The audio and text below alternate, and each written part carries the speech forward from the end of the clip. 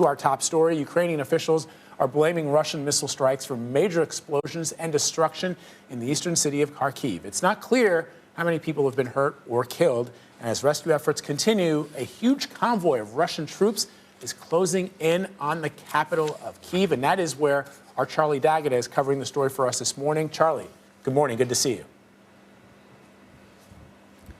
Good morning to you, Vlad. President Vladimir Zelensky has called that strike against Kharkiv a war crime, calling it state terrorism on the part of Russia, and saying that the defense of the capital is now the key priority for Ukraine.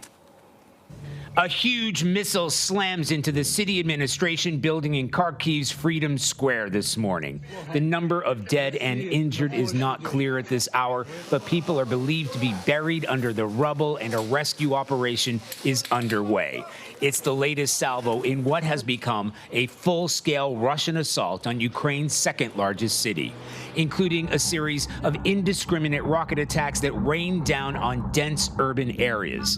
The Interior Ministry says dozens of civilians have been killed.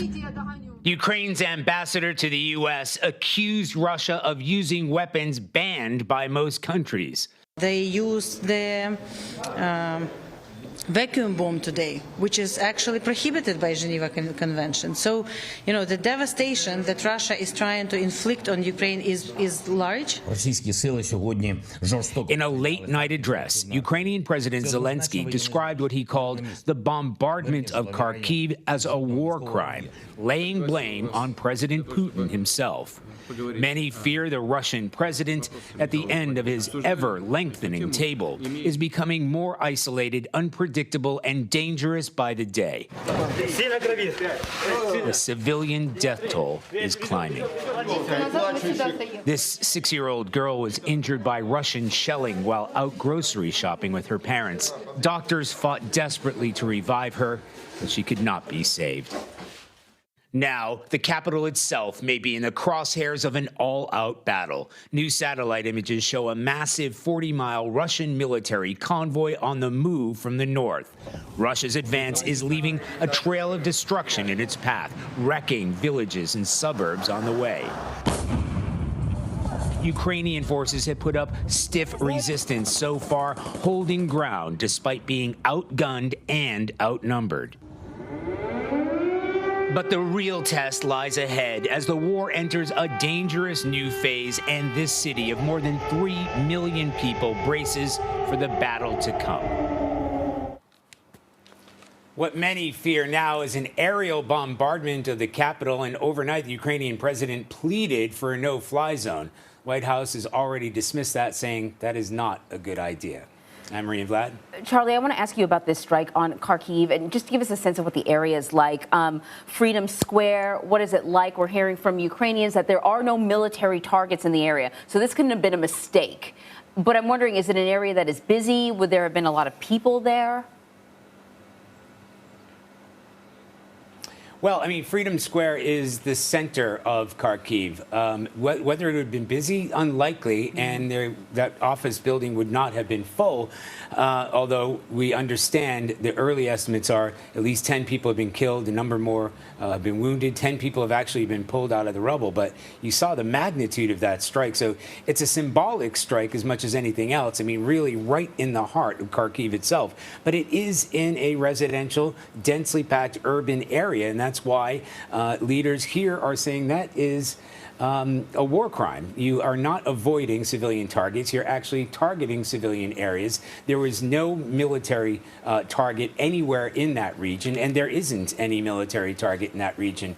However, you have to know that, government buildings aren't necessarily off limits in terms of targeting. This is all about demilitarizing Ukraine, and certainly here we avoid any government buildings or anything like that you saw in Freedom Square. Now, in terms of how many people are out, you have to remember, Anne-Marie, for the past couple of days, that place has been coming under huge, heavy bombardment, and they've been given the same warnings that we've been given here. That is, stay indoors unless you have to get out. And if you have to go out, get out and come back as quickly as you can. A lot of people are hanging out now 24 hours a day in some of these bomb shelters. Well, not bomb shelters, but subway stations turned into to bomb shelters, but get down into your basements because these attacks could come any time, and they could be anywhere. So not nearly as busy as it would have been. And because of the bombardment that's been taking place in Kharkiv, the place is surrounded for the past 48 hours or so. You would have thought that most of the people were staying indoors and trying to avoid it, but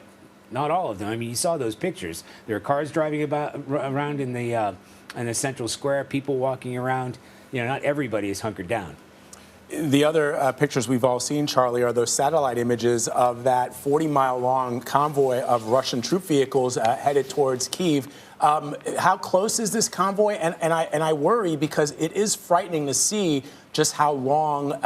Look at this image here showing these vehicles headed towards Kyiv. And for the last 5 or 6 days, the whole world has been applauding the pluck and the spirit of the Ukrainian people in the face of this enormous adversity, but this is really frightening. And Charlie, I also want to know just what's in that convoy? What's it made up of?